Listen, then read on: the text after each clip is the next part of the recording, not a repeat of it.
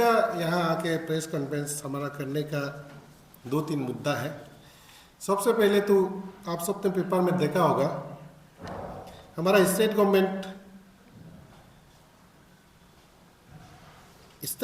Employees के लिए और पेंशनर और फैमिली पेंशनर्स के लिए 4% DA और 4% DR अनाउंस कर दिया है, ग्रांट कर दिया है विथ इफेक्ट फ्रॉम 1 जनवरी 2024। तो इसके लिए हम कोसाप वाला एंटायर स्टेट गवर्नमेंट एम्प्लॉयज़ का ओर से और पेंशनर्स का ओर से स्टेट सरकार को led by honourable chief minister Shri Pema Khandu and honourable decision comes minister finance Shri चोना मेन और उनके टीम को हम तहे दिल से शुक्रिया अदा करना चाहता हूँ। ये 4% DA और 4% जो डियरनेस रिलीफ है, अभी का समय में जितना मार्केट में प्राइस रेंज है उसमें बहुत मददगार होगा। इसके चलते मैं गवर्नमेंट एम्प्लॉयज़ को अनुरोध करना चाहता हूँ, ये गवर्नमेंट का जो जेस्चर है इसको रेसिप्रोकेट करते हुए हम और भी सिंसियरिटी और डेडिकेशन का साथ में अपना ड्यूटी निभाएंगे। और इसके साथ साथ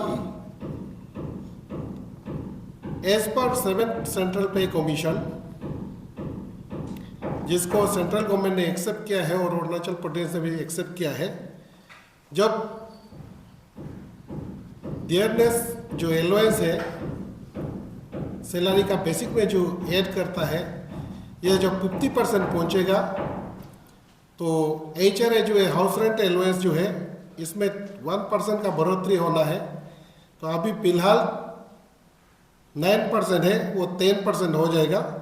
वो गवर्नमेंट का ऑर्डर में है, स्टेट गवर्नमेंट का order, as per the order government of Arunachal Pradesh order number finance E2 08/2013/587 dated 6 January 2023 का हिसाब से जब 50% DA पहुंच जाएगा, ऑटोमेटिकली HRA जो है 30%, 20% और 10% होगा, और जो अरुणाचल में नौकरी कर रहा है उनका लिए 10% होगा।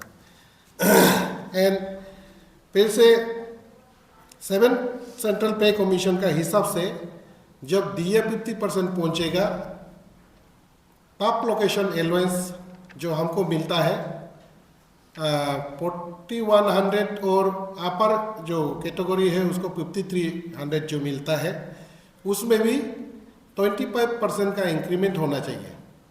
तो ये 7 CPC का अप्रूव किया वाला है, जिसको अरुणाचल गवर्नमेंट ने एडॉप्ट करके हमको जनवरी 2018 से दे रहा है अरुणाचल में। तो इस चीज़ को अभी का ऑर्डर में रिफ्लेक्ट नहीं किया। हम चाहता है कि इसको भी सरकार, अरुणाचल सरकार उनका एम्प्लॉयज़ के लिए जल्द से जल्द ग्रांट करे। उसके बाद 4th पॉइंट में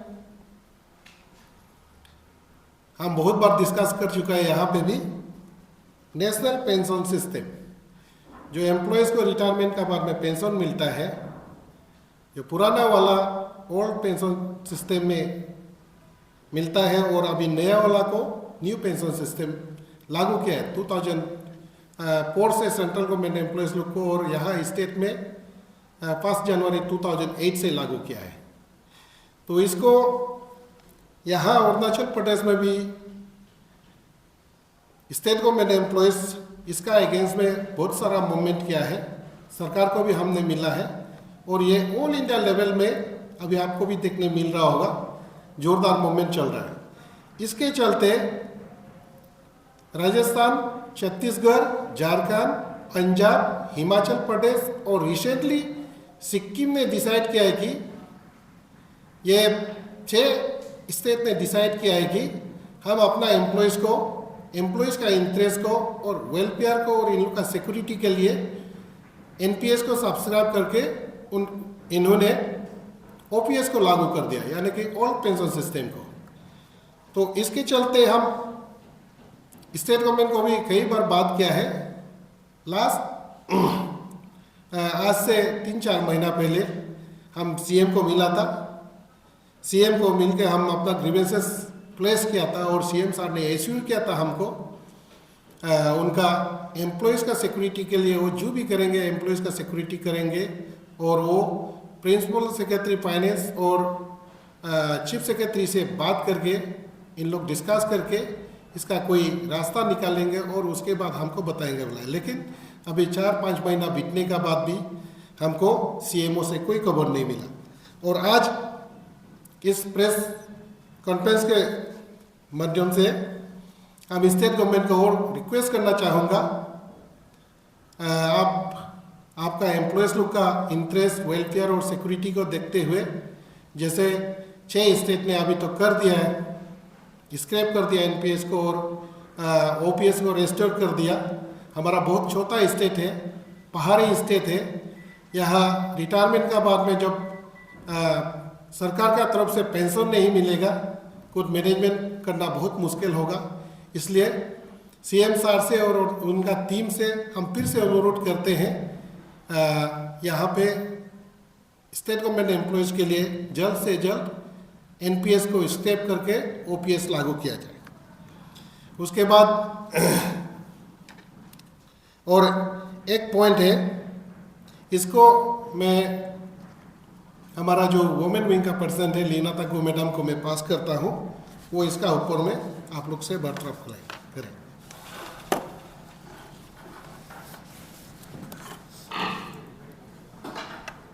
Thank you, media fraternity, for covering this press briefing.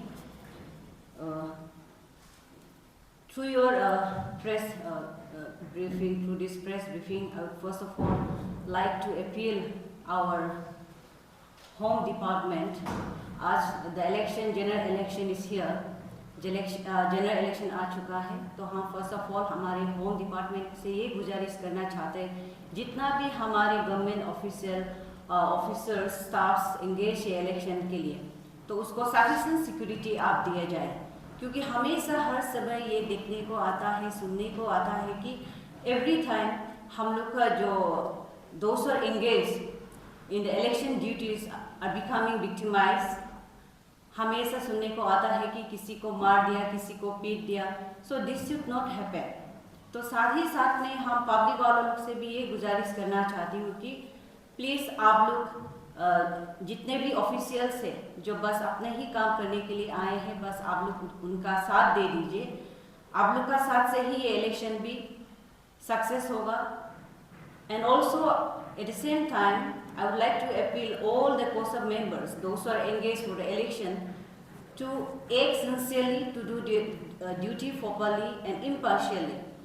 और साथ ही साथ ये भी यहाँ पे through this briefing I would like to tell that in case if any untoward incident happen, हमारे COSAP members को अगर कुछ victimized होते हैं, तो we will also not tolerate.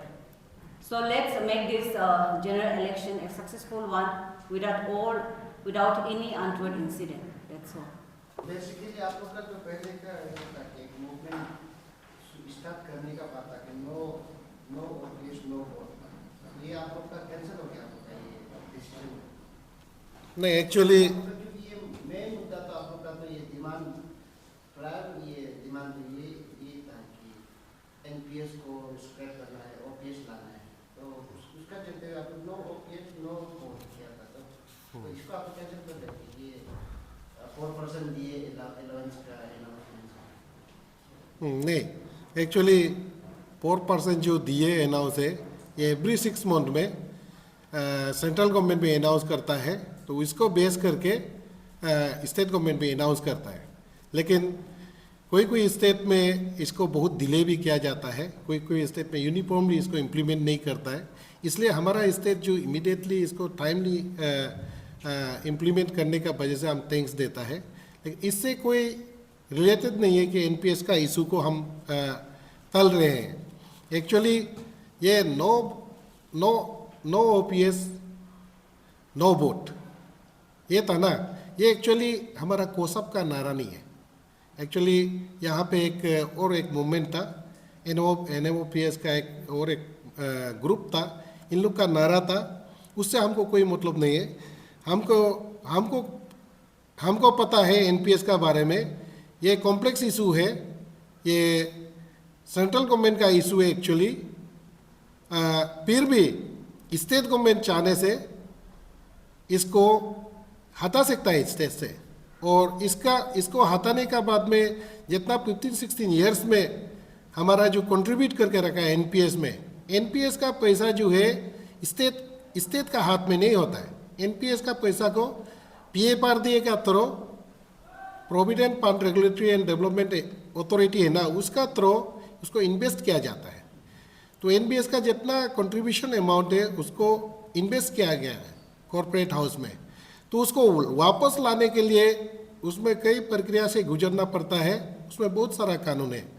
उसमें PFRDA 2013 और 15 को रिपील करना होगा, तब जाके जो स्टेट लोग स्क्रैप करेगा NPS को, उनको वापस मिलेगा।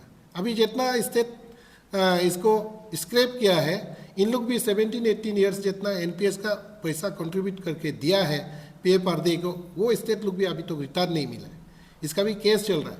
इसलिए हम कोसप वाला इसको पूरा इसका प्रोस एंड कॉन्स को देखते हुए हम जब इसको स्क्रैप करके जब रीइंट्रोड्यूस करेंगे ओल्ड पेंशन सिस्टम को, तब हमारा जो एम्प्लॉयज़ का वहाँ डिपॉजिट, हार्ड अर्न मनी जो डिपॉजिट है वो भी वापस आना है। इसलिए हम देख के कदम उठा रहे हैं सरकार का साथ भी, इसलिए हम आराम से बात कर रहे हैं। सरकार इसको स्क्रैप करने का साथ साथ में एक रास्ता निकालिए, सेंट्रल गवर्नमेंट को भी अच्छे से बात करके एक रास्ता निकाल के वो पैसा भी साथ में वापस लाने के लिए हम इसलिए इसको देख के मैच्योरिटी का साथ में सरकार से बात कर रहे हैं। Thank you. आप लोग का भी ये डिमांड तो आप लोग का सोच भी है कि NPS को स्क्रैप करना है, तो ये आप लोग और ये national government for all pension scheme, तो इन लोग का भी एक इसमें भी गवर्नमेंट है। हाँ जी, बिल्कुल। इन लोग से आप लोग कोऑर्डिनेट कभी नहीं किया? दो यूनिट बोल रहे हैं।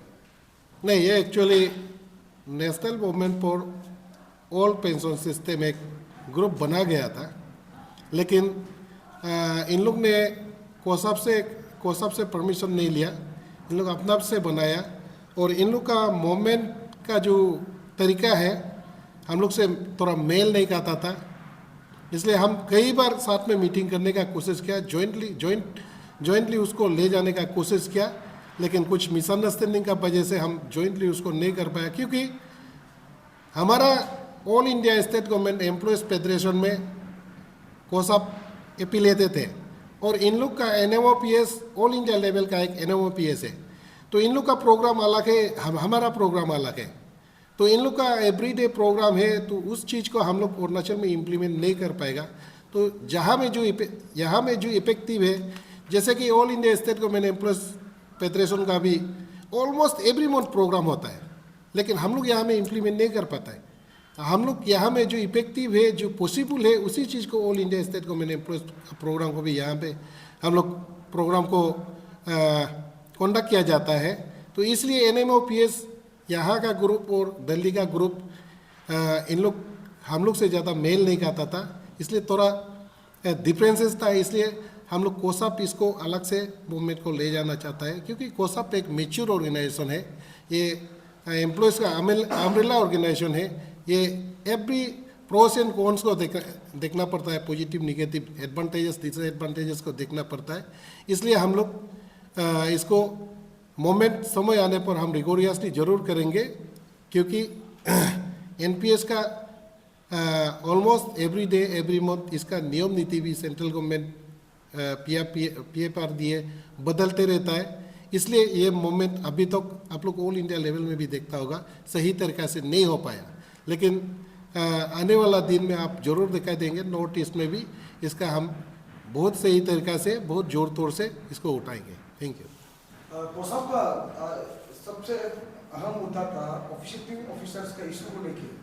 गवर्नमेंट ऑफ अरुणाचल प्रदेश ने ऑलरेडी नोटिफिकेशन इशू कर दिया है। डिस्पाइट हैविंग दैट वो जो ऑर्डर नोटिफिकेशन जो है चीफ सेक्रेटरी का ऑफिस में पड़ा हुआ है, आज तक वो जो है इम्प्लीमेंट नहीं हुआ है। तो कोसाप जो है ये ऑफिशिएटिंग इशू का जो इस नेता को लेके आवाज क्यों नहीं उठा रहा है?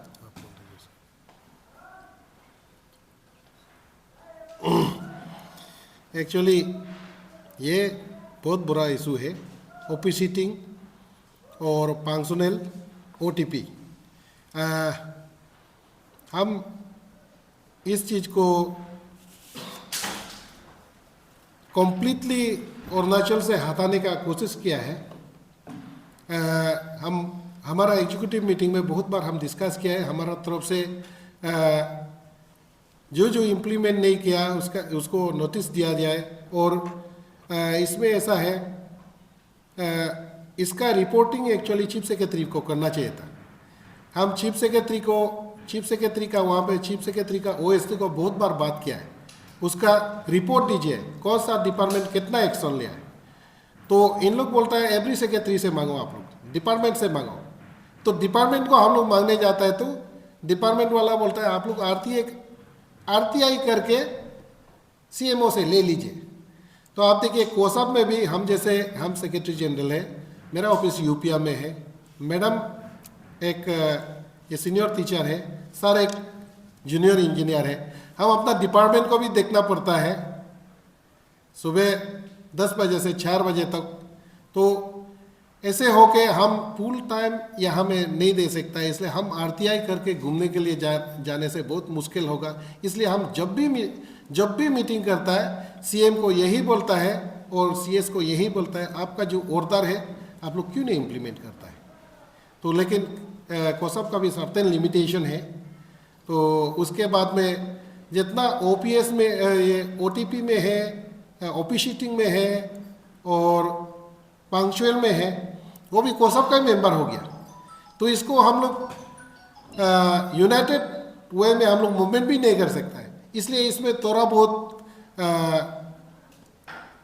हम लोग का पेलर हम नहीं बोलेगा, इसमें थोड़ा बहुत हम लोग का कमियां रह जाता है। लेकिन एवरी मीटिंग में हम लोग टॉप लेवल मीटिंग में सीएम का साथ में सीएस का साथ में इसको उठाते हैं।